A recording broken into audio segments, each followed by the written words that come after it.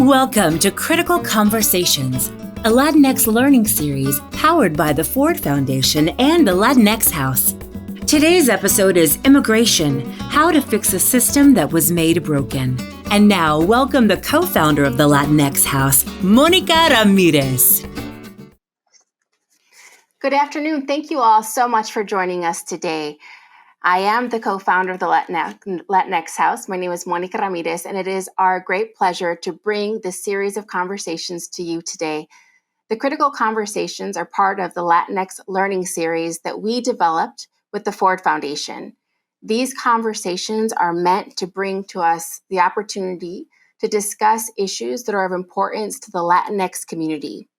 They also help us to understand some of the issues in which our community is being underrepresented and has been underfunded by philanthropy.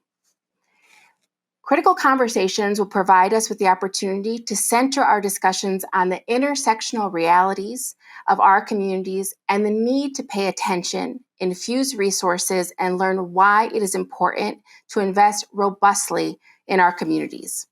As was mentioned, today's conversation is on immigration, how to fix a system that was designed broken.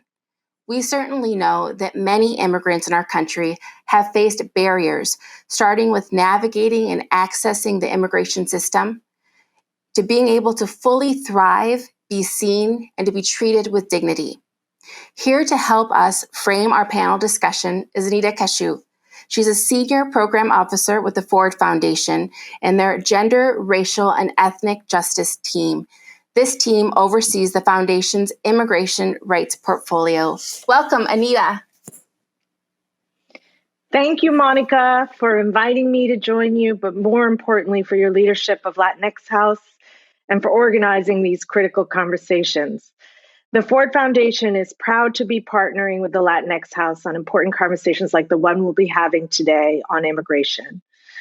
The immigrant justice movement has been bold and inspiring, but what few may appreciate is how thinly resourced it is, especially given the defining issue immigration has become for this nation.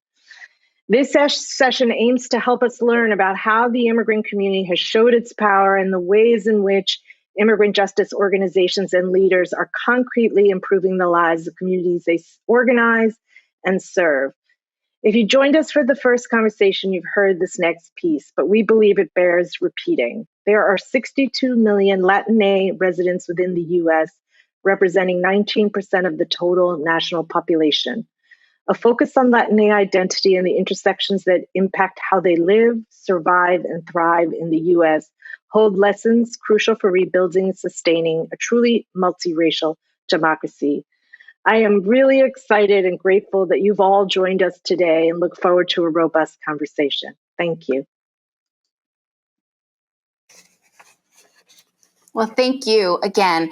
And this is a really important conversation, and I could not think of a better team of individuals to be with us in order to have the conversation.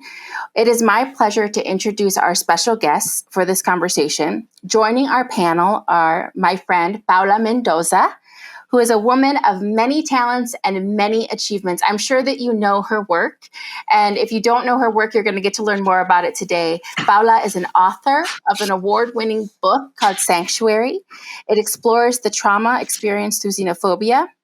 She's also the co-founder and organizer of the Original Women's March in 2015. And she's currently a filmmaker at the helm of telling a beautiful and important story about domestic workers in our country.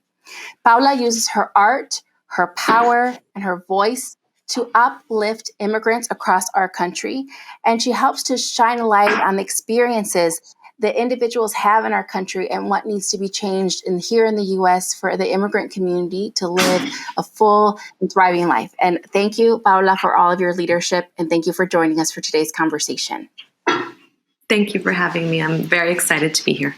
And joining Paola today is Angelica Salas. She is an immigrant from Durango, Mexico, and she's someone who has lived the experience and has been touched by all aspects of the immigrant experience, from her family living here undocumented to experiencing deportation and eventually becoming a U.S. citizen.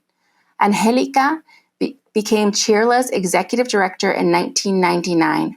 Over the course of her tenure, she has transformed CHIRLA into a mass membership immigrant-led organization that empowers immigrants and their families and has become one of the nation's largest and most effective immigrant rights organizations to organize, advocate, educate, and provide legal services to all immigrants. Thank you, Angelica, for all of your leadership and for joining us. Oh, thank you so much for having me this morning. It's such a pleasure to be with you and with all the rest of my colleagues who are also advancing the rights of immigrants in this country. Thank you again. And we also have Maegan Llerena, who is joining us. She is currently the executive director of Make the Road Pennsylvania. Maegan's path began as a social worker who then transformed into a community organizer to fight for justice issues impacting the Latinx community. She's worked tirelessly across Pennsylvania to seek justice and access while building power for Latinx communities. She continues to bring her passion for her community to the fight for workers, immigrants, women of color, and LGBTQ rights through the statewide organizing work that is done by Make the Road. They're doing this work every single day, and I'm proud to know you, Maegan, and thank you so much for being here. Thank you. The pleasure's all mine. I look forward to the conversation. Just introducing y'all. We haven't even gotten to the conversation yet. All right. And last but certainly not least, I am honored to introduce Chelsea Rendon. Chelsea Rendon is an actor, an activist. She's breaking so many barriers, and we're so pleased to have her today as our moderator. She's taken on roles in films that are beginning to tell stories, broader stories about the Latinx community. As an artist, she's creating her own content, and she looks forward to being part of the power-building wave of Latinx artists in Hollywood, expanding the narratives that we see on TV and in film. Chelsea, thank you for joining us, and take it away.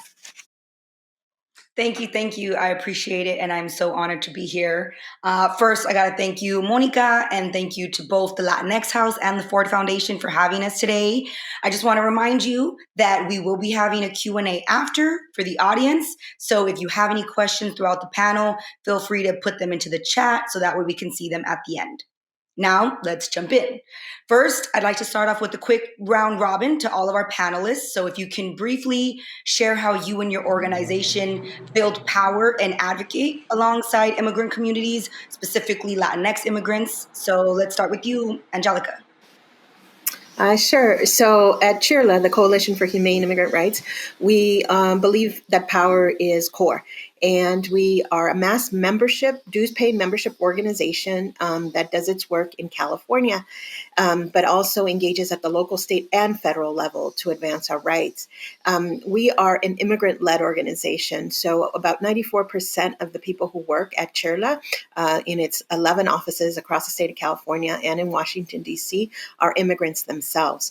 Majority of the individuals who are part of the CHIRLA family are themselves immigrants. We are a mixed status organization, but we are also representing different communities from all over Latin America, certainly the majority being Mexican, but from all over Latin America, the Caribbean, also Africa, Asia, because we believe an organization to be powerful needs to represent that or represent the community it serves.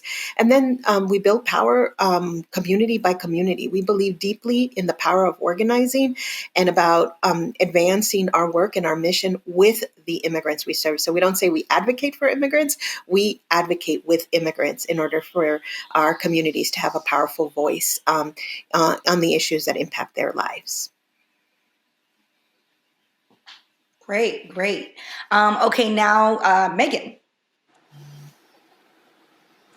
Yes, so immigration is an issue close to the hearts of many Make the Road Pennsylvania members and leaders. Much of our membership are either undocumented themselves or come from mixed status families, so they feel the weight of our unjust and violent immigration system every day.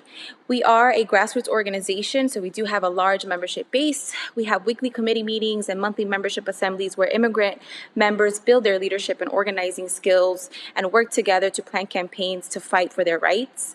These are the spaces where members feel safe to openly talk about how immigration has impacted them and their families, and to be in community with one another to share those similar experiences. The stories of our member leaders are at the very center of all of our campaigns and all of the work that we do. They are at the forefront. One of only 3 family detention centers is in our backyard, or was in our backyard, and is now being used as a detention center for women. Undocumented residents of Pennsylvania are unable to get driver's licenses, financial aid to attend college, or health insurance. Many PA communities, including Hazleton, where we are building an organizing center, have a history of passing xenophobic and racist policies. Make the Road has been and will continue to fight for immigrant rights locally in Eastern Pennsylvania, at the state level and nationally, and we'll continue to do everything we can to work with folks just like Angelica from CHIRLA. Amazing. Thank you, Megan. Okay, finally, Paola, how does building power alongside immigrant communities show up in your work? Thank you so much for allowing me to talk about a subject and people that are very near and dear to my heart. I myself am an immigrant, and I decided to be a storyteller very early on in my career.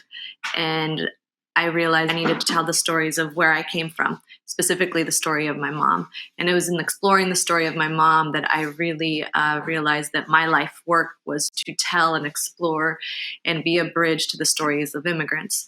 And so for the past 15 years, I have been telling the stories of immigrants. I'm an independent artist. I work on my own, but I also have had the great honor to work with a variety of many, many immigration organizations across the country.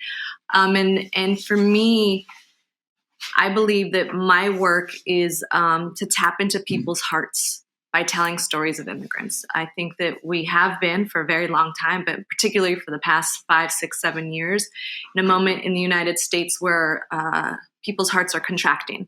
And so it's my job to tell stories, to reopen the heart of the American people to immigrants, to combat all of the stereotypes, the negative stories, the lies, the injustices that are out there. And it is work that I think we have seen in the immigrant rights movement do way before obviously I've been doing it. And we've seen the successes of that. We've seen the success of the power in telling stories alongside the organizing and alongside the policy work that needs to get done.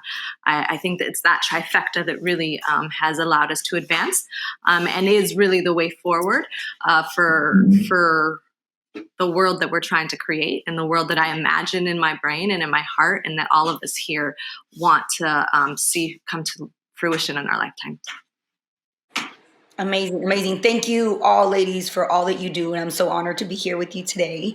So, Megan, I wanted to shift into talking about narratives. So there are a lot of narratives about the immigrant community. In your opinion, can you talk about the power of narrative to further the movement and win equity for immigrants in the U.S.?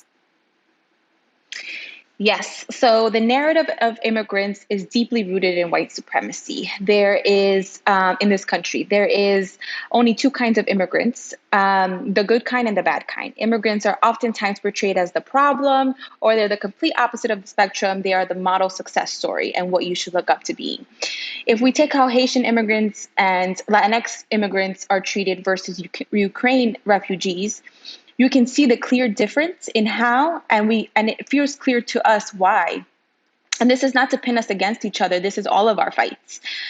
So much of the political fight around immigration is about division and scarcity. And we can play a really important part in telling a different story, a true story about our lives and the abundance of resources to be shared.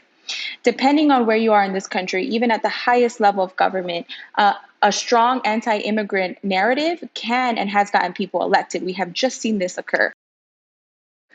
It can not only be that people are going to school and have high GPAs. No, everyone has the right to migrate. Everyone has the right to make that choice for themselves and their families. So we need to not only explore shifting the narrative, we need to change policies that allow for anti-immigrant policies to keep coming up. Every year, we need to reassess what equity means. We need to keep shifting and transforming what would be equitable for our communities. This is the policies that worked 5, 10 years ago are not what's enough anymore. And the policies that we will win today or tomorrow will not be enough in a year, 2, 3 from now. This includes having a seat at the table for impacted community members. Directly impacted people are the experts of their lives. No one else should be telling the stories but themselves. And they should be holding the mic and leading the way on strategy and solutions. And that is especially true for immigrant communities. Thank you so much, Maegan. So continuing with this thread about how we talk about immigration, Angelica and Paola, could you share your thoughts on how we effectively contradict the following? So the public narrative about immigration has often focused on the law, but advocates and organizers have employed many strategies in order to lift up, serve, empower, and support immigrant community members that honor their whole being. So what are some of the ways that you and your organization do this outside of policy work? Paola, can we start with you?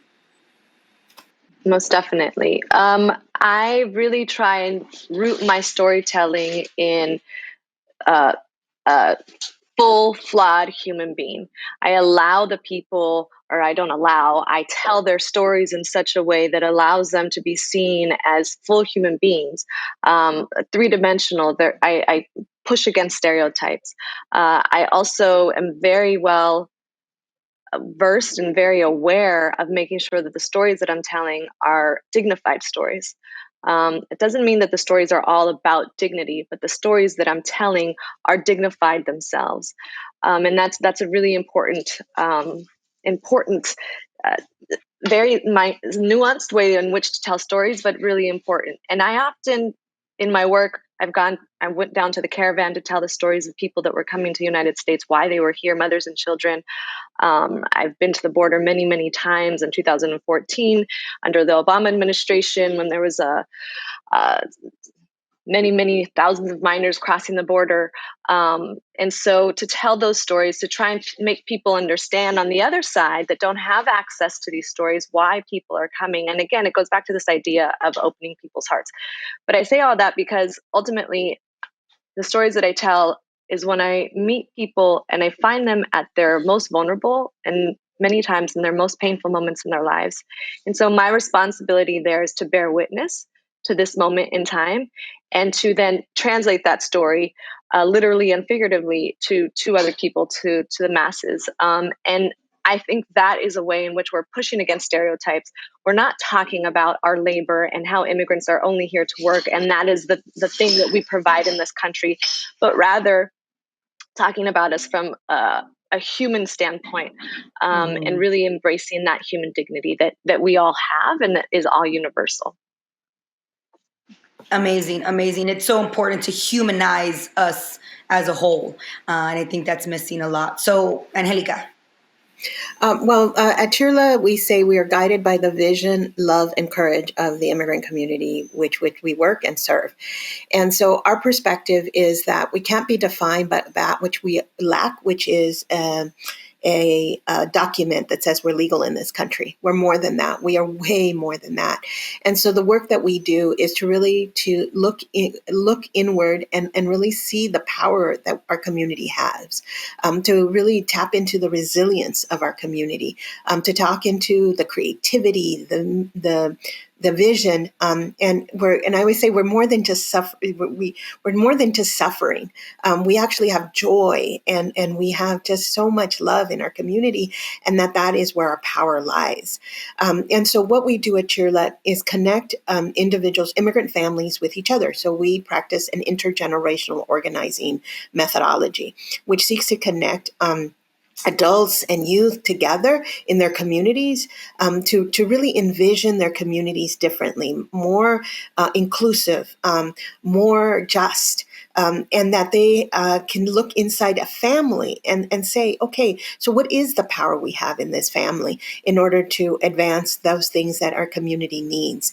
I feel so proud to be part of this organization because through this process, we've connected with artists, young people who are actually creating beautiful visions of what they see in their community, musicians, filmmakers, and people who love poetry, and all of that is important in order to advance.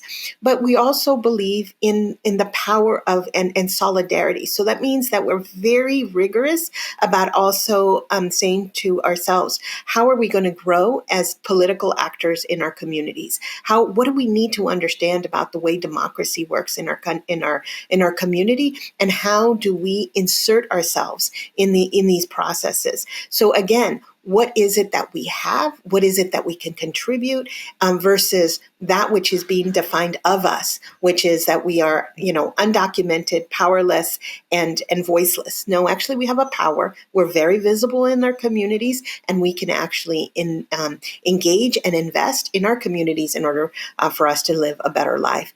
So that's the way we combat some of the stereotypical narratives of what is how we're described as immigrants in this country. Amazing. Thank you. Thank you, both of you. So now for each of you, we say at the top, this is a broken system.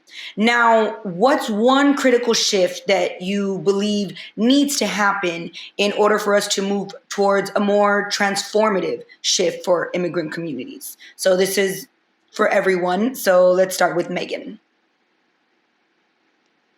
Great. I've been thinking about this a lot and having conversations with other EDs in Pennsylvania, specifically with white-led organizations. So I want to take this a different route. The driving question that between our conversations are, what could we accomplish if we worked on immigration together strategically? There is a shift that is important to not see this as only our labor. It can't just be on us to change the minds and the hearts and the souls of the way people have seen immigration for hundreds of years. Those organizations could be doing the work to change the minds of white folks in more rural, that word doesn't come out naturally, but more rural areas. White people can be organizing white people about immigration to, as we talked about before, change the narrative about what an immigrant is in this country, and change their minds and dismantle the ideas rooted in white supremacy to challenge folks that probably have never been truly challenged or educated on immigration, and see that this is their fight too, that this would actually make their lives better if they worked alongside us instead of against us. Because in reality, the system is against us. It's against poor working class folks, and immigrants are a layer in that community. So I think that's where I would a place I would start. Awesome. Okay, so now let's go with Angelica. Well, the way I think about it, first of all, this would take a long time. But first and foremost, I think the current immigration system is a result of over 40 years of intentional dismantling of the winds of the 1965 civil rights movement that was trying to make our immigration system more racially and ethnically equitable. This nation's immigration system is founded on the premise that only white Europeans are deserving of legally entering the United States and becoming Americans. Black, brown, and Asian immigrants are recruited to have their labor and their talent extracted and exploited, but without a guarantee that they too will have the opportunity to stay in this country, much less to also bring their families with them. So the way that I think about fixing our immigration system is to insert racial and ethnic equality, but also equity into the system, because the randomness of your birth country cannot determine your ability to migrate to the United States to seek protection or to be reunified with your family. This system is obsolete. It needs to be modernized. We're operating on a system that was built in the 20s and the 40s, maybe, reformed in the 60s. This system needs to be malleable to support the current realities that necessitate a system to expand and contract in response to people fleeing from war, hunger, poverty, violence, persecution, or climate disasters. The last thing I want to say about this, and there's so much more to say about the system and how it can become better, is that right now, the United States boasts of 1 million people are allowed to come into the U.S. every year. But what they don't say is this 1 million people is out of over 250 million individuals who have been forced to leave their home countries and to migrate. Right now, there are close to 83 million people who are seeking refuge, who are considered refugees. And yet this country has only put as a goal for entrance into the country 125,000 refugee entrants. That doesn't make any sense. These limited quotas of entry into the United States needs to change. That needs to be more realistic, and it needs to respect human and labor rights in migration. This system, and I would just say, when people talk about it's broken, my perspective is it's not broken. It's intentionally designed in order to extract and exploit human beings, and that needs to change. And we need to expose it for what is happening. And I would also just say that at the end of the day, the communities from Latin America, this is about the Latinx house, since 2008 to 2018, 94% of the people who have been detained and deported from this country have been people from Latin America, majority from Mexico, Central America, and then South America. And then our Black brothers and sisters have been the folks who have been the most detained based on criminal convictions. This needs to change, and we need to expose it in order to change it. So there, again, so much more to say, but at least I think that's the way we can change it. And Paola, so what is one critical thing that you think can help move us? Well, I will leave the policy experts to talk about the critical changes that need to happen from a policy perspective, and I couldn't agree more with everything that was said. And I will say that from the work that I do, I grew up at a time where I didn't see my mother's stories, which in turn were my stories, which in turn were my community stories, being told in television shows, in the books I was reading, or in the movies I was watching. We were just completely erased from the narrative of the United States. And what that does to people, young people, communities, is it makes us feel like we're not welcome, like we're not worthy, like we are actually not part of the fabric of this country. But in reality, we are the foundation.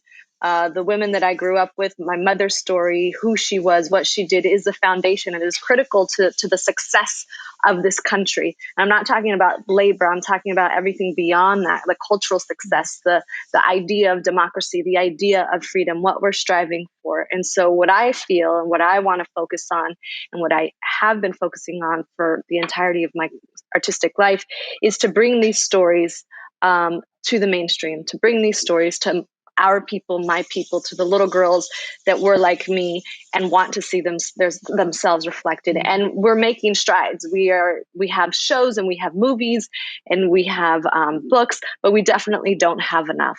And so to me, that is for our own self-empowerment, our storytelling, but it also, as I mentioned before, is to open up the heart of those that don't know us, that don't know our stories, that don't have access to us in an everyday experience, or are afraid of us, or have misinterpretations of us. And I think that for me is the thing that I would change from a storytelling artistic perspective.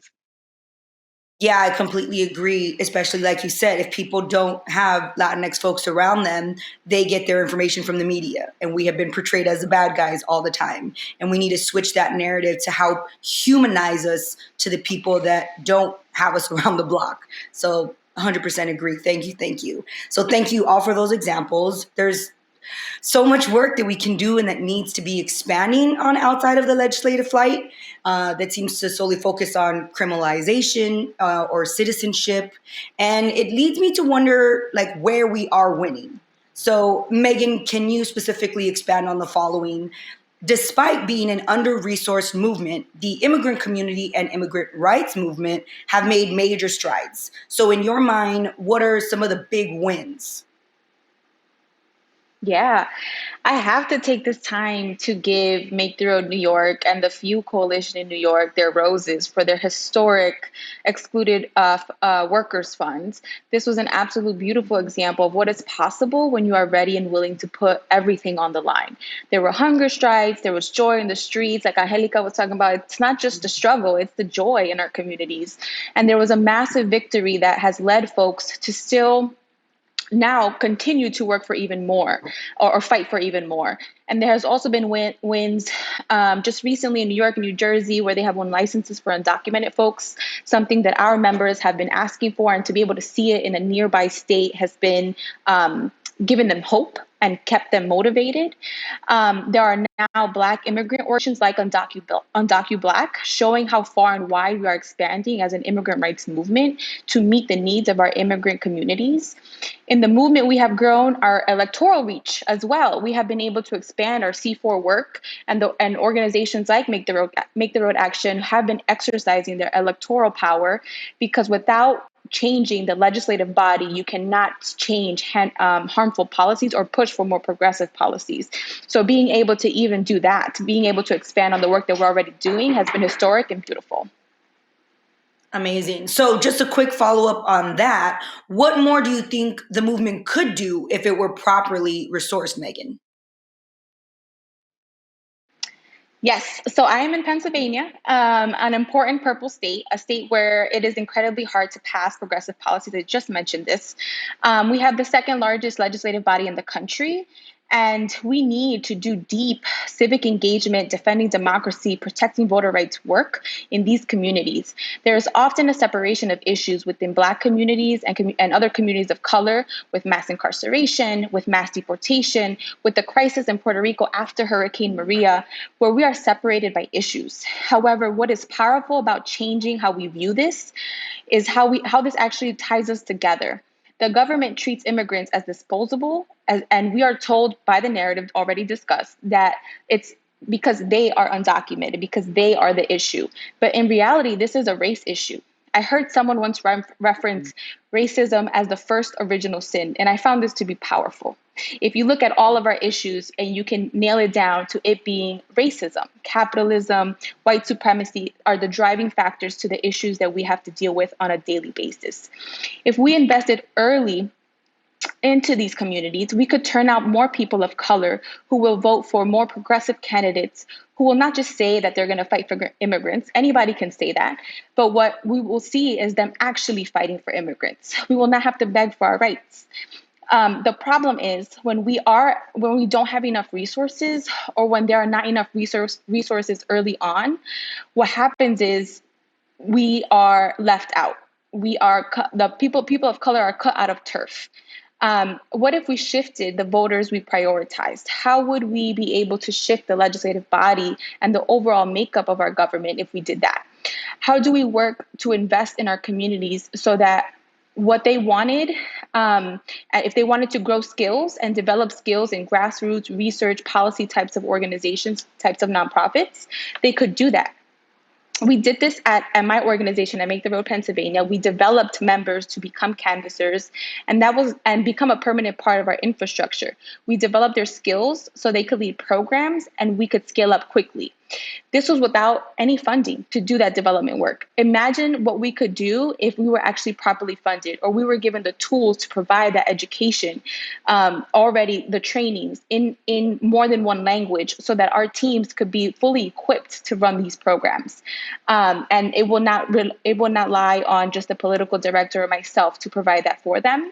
If we were set up for success, like what would that look like? I think when you say that question, I think about being set up for success. People of color are not set up for success, and I would love to shift that. Amazing. Very, very, very, very true. Okay, so don't forget to please send in your questions. We already have one question that I'm going to do right now. So it says, the pandemic changed many things, including the focus and uplift of essential workers. So Paola, can you speak to the tension between this reality? Early during the pandemic, there was an emphasis on the critical work of essential workers, many of whom are immigrants. This narrative has placed the value on the work and not the people.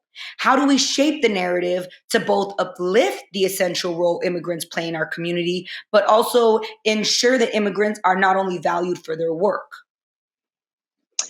Yeah, that's a very important question.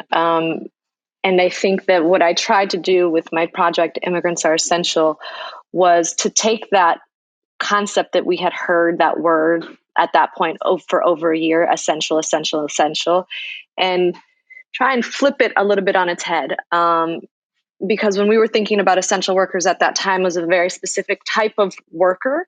And I wanted to talk specifically about the people who I see and feel are essential to our country and society as a country, and talk about them and how we lost them in the pandemic and how they weren't part of the conversation, and what responsibility do we have to those families who died in the pandemic, who were also essential workers, more than essential workers, essential people to the conversation. And, it was really important to me also in this project.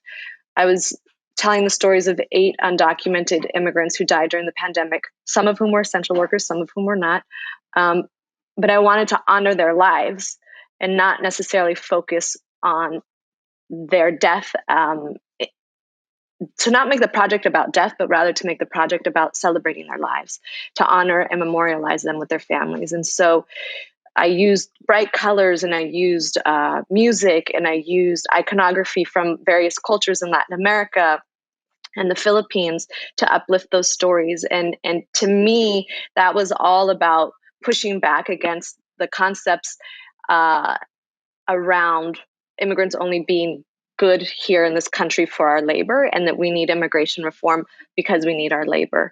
And the conversation definitely expanded beyond labor, and we talked about the humans that were here, and the amount of people that had died in the pandemic who were undocumented, and how they died, and what, again, responsibility do we have to them and to their families. They gave the ultimate sacrifice so we could literally have food on our tables, and we could go to the doctors, and we could make sure that our children were able to go to school, all of these things that were essential to living, and they were essential themselves. So I think, again, my job as an artist, my job as someone who tells the story of immigrants is, and it was said earlier, that what is equitable now will not necessarily be equitable in 5 years from now. And I love that idea. And also the artwork and the stories that we're telling now are going to evolve and shift and change into the artwork and stories that we're telling in 5 years from now. And so to be open to this concept and to this idea and to push us all forward will bring us all towards the goal that we are ultimately all here today in this moment fighting for and striving for. Amazing. Okay, so another question would be to Angelica, continuing to hold on to how we ensure immigrants are seen and treated as whole humans. I wanted to ask about the persuasive problem within immigration discussions. So often we hear people speak and try to separate immigrants based on good and bad narratives, and to attempt to define what makes being outside the system okay and an actual violation. So how do we refrain from engaging in creating a hierarchy of immigrants? Angelica? Sure. So a lot of people know that in California, we've advanced the rights of immigrants, whether it's access to driver's license, access to financial aid for our students, access to healthcare, safety net, business licenses, etc. I think what's less known about what we've done in California is how we've partnered with organizations like Californians for Safety and Justice, the Drug Policy Alliance, the ACLU, to actually advance legislation that seeks to decriminalize immigrants and to also insert immigration in criminal justice reforms. What I believe that in many instances, there is a caricature of who we are as immigrants, this idea that we are perfect angels that do nothing wrong. But in fact, we're just like everybody else. We're human beings. And with human beings, you have many times, situations that force you in many instances, because we are a community that is over policed and over prosecuted, that actually connects you with law enforcement, and where you do have criminal convictions. What ends up happening is that our communities, especially the Latinx immigrant community, has sort of double punishment. Not only are you do have a criminal violation in terms of whatever the conduct was, and then you're penalized for it. But in addition to that, we have what I call a sentence enhancement, which is deportation. And many times, immigrant communities, in order to try to protect themselves, seek to say, we're not, that's not who, we're not those folks who actually made a mistake. We are, again, falling into this caricature of being perfect in every way. My perspective is that we have to recognize the immigration system as a punitive system, as a system that is actually set up to detain and to punish human beings. And that if we are to advance in this country, when we're fighting for criminal justice reform, we also are changing our immigration laws and our systems in order for our folks to actually have a chance.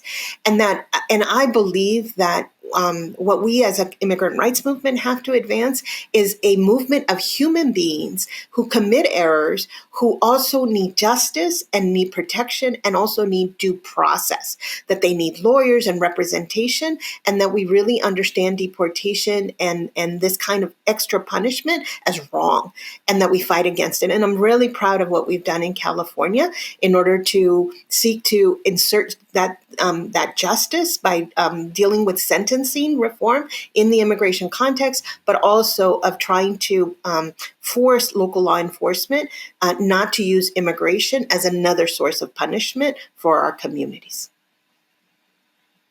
Yes.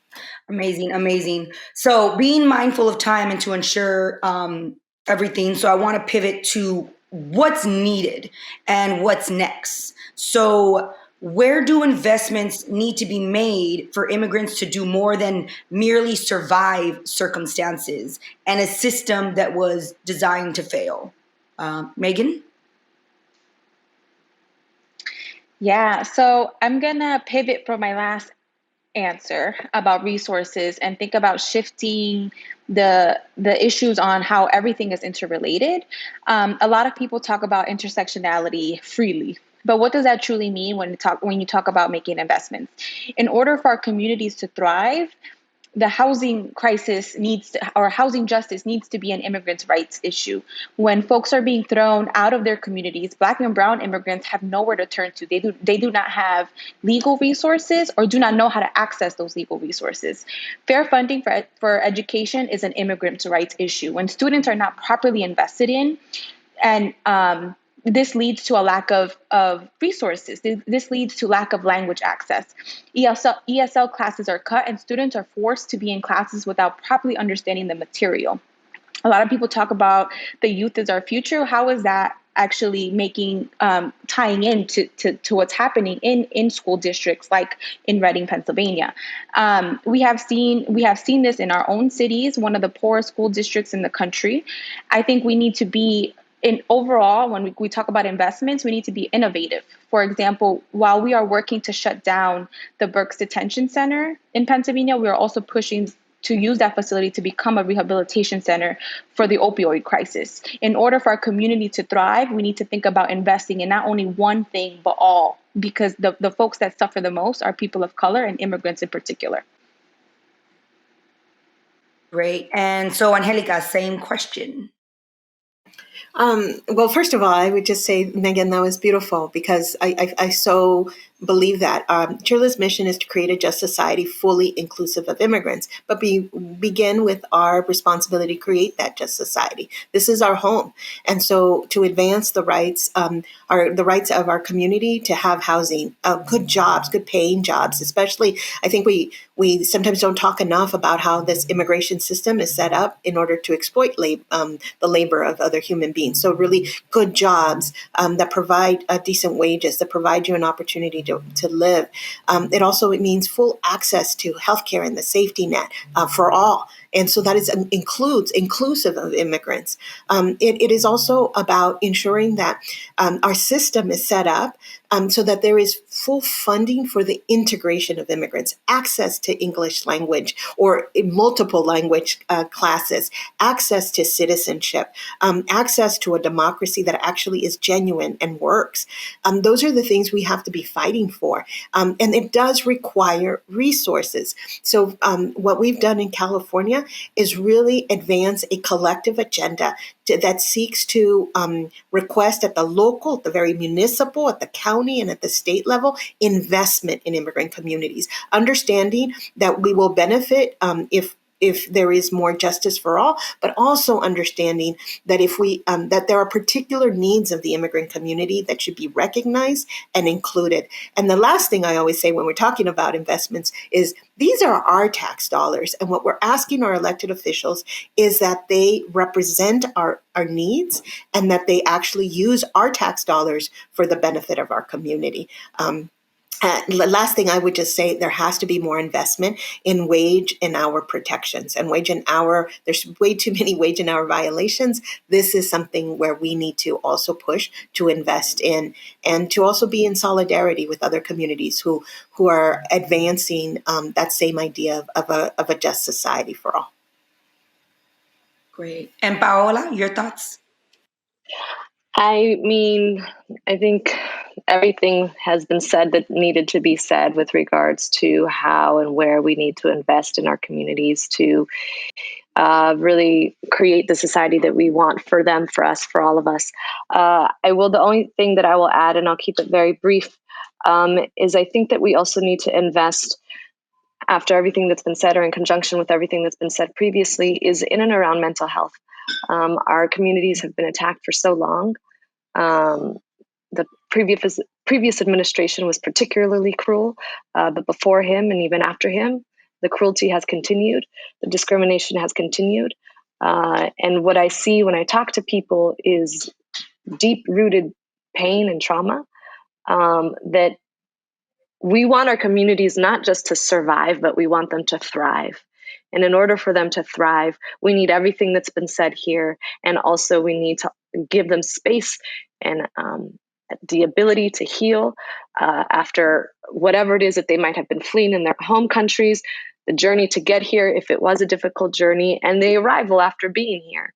The solitariness, the isolation of being an immigrant when you first arrive is something that we hear of often, something that my mom still talks about 30, 40 years later after she came to this country.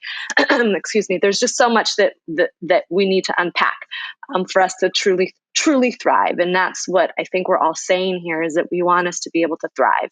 And that is the goal. The goal is to thrive, and with all of our help, with all of our vision, with all of our heart, with all of our imagination, with all of our dreams and our hard work and our pain and our sweat and our love, we can thrive. And I truly believe that we can do that. Wow. Yeah. It's so important. I think even like Encanto, a kid movie, an animated movie, really emphasized how trauma can really go down to generation, and that it needs to be addressed and fixed. So thank you, ladies, all for this amazing discussion. And it was a very powerful conversation, and I'm honored to have shared the screen with each of you. I'd like to thank, of course, again, Monica, the Latinx House, and the Ford Foundation for the invitation to moderate and to be with you and our audience who come committed to these issues and ready to learn and ready to expand on what more we can be doing to meet the needs and partner with these great advocates and organizations at the forefront of immigration work in this country. It is so important, and we need to keep fighting and keep going. And I'm so honored to be here. Again, thank you so much. And don't forget to join us on May 17th for the third episode of Critical Conversation, the stories that impact our lives. So thank you again, everyone. And I'm honored to be here. And we are done here today. This concludes today's episode on immigration, how to fix a system that was made broken. Thank you for joining us. We invite you to tune in to episode number 3, the stories that impact our lives. on Tuesday, May 17th at 1 p.m. Eastern. Critical Conversations is a Latinx learning series powered by the Latinx House and Ford Foundation with support from Hispanics in Philanthropy.